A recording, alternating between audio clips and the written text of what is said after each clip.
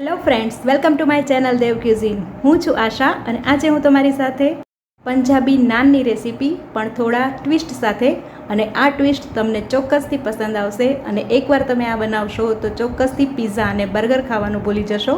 બનાવવામાં એકદમ ઇઝી અને ફટાફટ બની જશે તેવા આ નાન પિઝાની રેસીપી તમે ક્યારેય નહીં ટ્રાય કરી હોય તો એકવાર જરૂર ટ્રાય કરજો. ઘરના બધાને ખૂબ જ ભાવશે. ફ્રેન્ડ્સ, રેસીપી બનાવવાની શરૂઆત કરીએ. તમે મારી ચેનલ પર નવા વ્યુઅર્સ હોય તો ચેનલને સબસ્ક્રાઈબ કરીને બાજુમાં આપેલા બેલ આઇકોન પર ક્લિક કરી દેજો, જેથી તમને અમારા આવનારા નવા વિડીયોની નોટિફિકેશન મળતી રહેશે. વિડીયો પસંદ આવે તો ચોક્કસથી લાઇક અને શેર કરજો. તો અત્યારે મેં નાન બનાવવા માટેનો ડો તૈયાર કરવા માટે 2.5 કપ મેંદો ચાળીને લીધેલો છે. તમે ઘઉંના લોટની નાન પણ બનાવી શકો છો. 1 ચમચી ઓરેગાનો એડ કરી દઈએ. સ્વાદ પ્રમાણે અથવા તો અડધી ચમચી મીઠું. 3 ચમચી તેલ હું મોણ માટે એડ કરી રહી છું. તમે ઘી પણ એડ કરી શકો છો. 1 ટીસ્પૂન કુકિંગ સોડા એડ કરી દઈએ. 1 ચમચી ખાંડ એડ કરીશું, જેથી નાન સરસ જાળીદાર બનશે. ખાટું હોય તેવું અડધો કપ દહીં હું એડ કરી રહી છું. સૌથી પહેલાં આપણે બધું જ એકવાર મિક્સ કરી લેવાનું, જેથી પાણી એડ કરવાની ખબર પડે. જો પહેલેથી વધારે પાણી નાખી દઈશું તો લોટ ઢીલો થઈ જશે. તો આ રીતે થોડું થોડું પાણી એડ કરતાં જઈને લોટ બાંધવાનો છે. ફ્રેન્ડ્સ, ખરેખર આ રેસીપી બનાવવી ખૂબ જ ઇઝી છે અને બાળકોને તો પિઝા ભાવતા જ હોય છે, તો જરૂર ટ્રાય કરજો. તમે મેંદાના બદલે તમે ઘઉંનો લોટ પણ યુઝ કરી શકો છો. તેનાથી પણ તેનું રિઝલ્ટ એકદમ સરસ જ આવશે. લગભગ અડધો ગ્લાસ જેટલું પાણીનો ઉપયોગ મેં કરેલો છે અને લોટ સરસ રીતે બંધાઈ ગયો છે.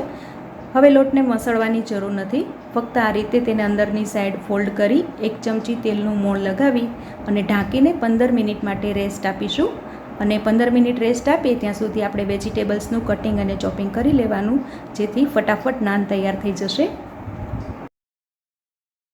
હવે મિક્સિંગ બાઉલમાં અત્યારે 2 મીડિયમ સાઇઝની ડુંગળી મેં ઝીણી સમારીને લીધેલી છે. અડધો કપ બાફેલા મકાઈના દાણા એડ કરીશું. અડધો કપ ઝીણા સમારેલા કેપ્સિકમ.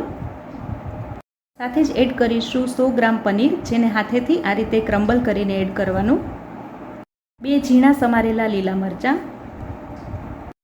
અડધી ચમચી મિક્સ હર્બ્સ અને ઓરેગાનો એડ કરીશું. 2 ચમચી ચીલી ફ્લેક્સ એડ કરીશું. જો તમારે વધારે તીખું જોઈતું હોય તો થોડા વધારે લેવાના.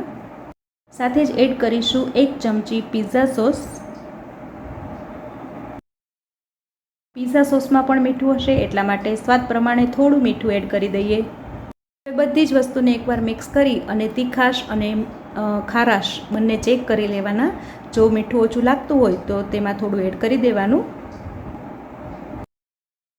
અને લાસ્ટમાં 100 ગ્રામ મોઝરેલા ચીઝ એડ કરીશું. એડ કરેલી તીખાશ અને મીઠું બંને પરફેક્ટ છે, તો હવે બધું સારી રીતે મિક્સ કરી લઈએ. હવે આપણે લોટ ચેક કરી લઈએ. તો લોટ એકદમ સરસ ફર્મેન્ટ થઈ ગયો છે. તેને આ રીતે 2 થી 3 વાર મસળી અને ઉપરથી નીચે એ રીતે 10 થી 12 વાર પછાડીને સારી રીતે સ્મૂથ કરવાનો છે. આ લોટને હાથેથી મસળવાનો નથી. તો આ રીતે કર્યા પછી લોટ એકદમ સરસ સ્મૂથ થઈ જશે અને આપણે જે નાન બનાવીશું તે એકદમ સરસ જાળીદાર અને પોચી રૂ જેવી બનશે. તમે જોઈ શકો છો લોટ એકદમ સરસ લીસો બની ગયો છે. જ્યારે આપણે બાંધેલો હતો ત્યારે જે અલગ ટેક્સચર હતું અને અત્યારે અલગ ટેક્સચર છે. બાંધેલા લોટમાંથી પરોઠા જેટલું મીડિયમ સાઇઝનું ગુલ્લું લઈ તેને લોટથી કવર કરી લઈએ. ત્યાર પછી પાટલા ઉપર થોડી કલોંજી સ્પ્રેડ કરી દઈએ. કલોંજીની સાથે જ મેં થોડી કોથમીર પણ એડ કરેલી છે અને કલોંજી કોથમીરવાળો ભાગ નીચે રાખી અને મીડિયમ સાઇઝનું પરોઠું કે રોટલી આપણે વણી લેવાની છે. બહુ જાડી કે બહુ પાતળું ના રહે તે રીતે વણી લેવાનું.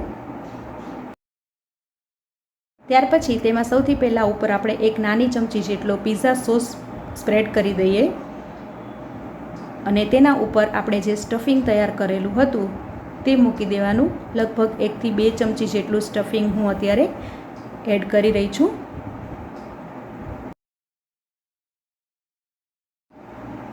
હવે આપણે તેને ટ્રાયેંગલ શેપમાં ફોલ્ડ કરી લઈએ. તો આ રીતે સરસ ટ્રાયેંગલ શેપ આપી દઈએ, જેથી અંદરનું સ્ટફિંગ બહાર ના નીકળી જાય. સ્ટફિંગ તમે તમારી રીતે વધારે કે ઓછું ભરી શકો છો, પણ આ પરફેક્ટ મેઝરમેન્ટ છે. તો એકદમ સરસ ટ્રાયેંગલ શેપની નાન તૈયાર થઈ ગઈ છે. તમે જોઈ શકો છો એકદમ પરફેક્ટ નાન બની છે. મેં 3 નાન બનાવી છે. આપણે જે મેઝરમેન્ટથી નાન બનાવવાના છીએ તેનાથી તમે 3 થી 4 વ્યક્તિને નાન સર્વ કરી શકો છો. હવે આપણે નાન શેકી લઈશું, તો તેના માટે જે ફોલ્ડ કરેલો ભાગ છે તેના ઉપર આપણે થોડું પાણી લગાવી દઈએ. પાણી લગાવેલા ભાગને ગરમ કરેલી જે લોટી છે, તવી છે, તેના ઉપર આપણે આ રીતે હળવા હાથે પ્રેસ કરીને સેટ કરી દેવાની છે. નાન તમે કુકરમાં પણ બનાવી શકો છો. લોખંડની તવી પર ખૂબ જ ઇઝીલી અને ઝડપથી નાન તૈયાર થાય છે. તો નોનસ્ટિક તવી કે લોખંડની તવી પર તમે આ નાન આ રીતે બનાવી શકો છો.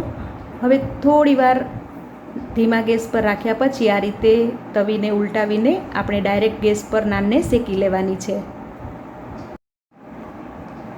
જ્યારે આ રીતે આપણે નાન શેકીએ ત્યારે ગેસની ફ્લેમ થોડી હાઈ કરી દેવાની, જેથી નાન ફટાફટ ફૂલી જશે. તમે જોઈ શકો છો નાન એકદમ સરસ રીતે શેકાઈ ગઈ છે. પાછળ પણ ચેક કરી લઈએ તો એકદમ સરસ ગોલ્ડન બ્રાઉન કલરમાં નાન શેકાઈ ગઈ છે. રેસીપી એકદમ ઇઝી અને ક્વિક છે. તો ગરમા ગરમ નાન તમે કોઈ પણ ગેસ્ટ આવ્યા હોય ત્યારે પણ સર્વ કરી શકો છો. પીઝાનું થોડું હેલ્ધી વર્ઝન કહી શકાય તેવી આ નાન ઉપર અત્યારે હું ઘી લગાવી રહી છું. તમે બટર પણ લગાવી શકો છો અને સાથે ચીઝ પણ સ્પ્રેડ કરી શકો છો. તો એકદમ ફટાફટ બની જાય તેવા નાન પીઝા આપણે સર્વિંગ પ્લેટમાં સર્વ કરી દઈએ. તો નાનાથી લઈને મોટા બધાને ભાવે તેવા નાન પીઝા તૈયાર છે. જો તમે બહારના પીઝા અવોઇડ કરવા માંગતા હોય તો ચોક્કસથી તમારે આ રેસીપી ટ્રાય કરવી જ જોઈએ. તમે જોઈ શકો છો એકદમ mouth melting cheesy pizza naan તૈયાર થઈ ગયા છે. પ્લસ તમે મેંદાના લોટની બદલે ઘઉંના લોટનો ઉપયોગ કરશો તો પણ પરફેક્ટ રિઝલ્ટ મળશે. તો આ રેસીપી તમને કેવી લાગી તે ચોક્કસથી મને કમેન્ટમાં જણાવજો અને તમારા ફ્રેન્ડ સાથે પણ શેર કરજો.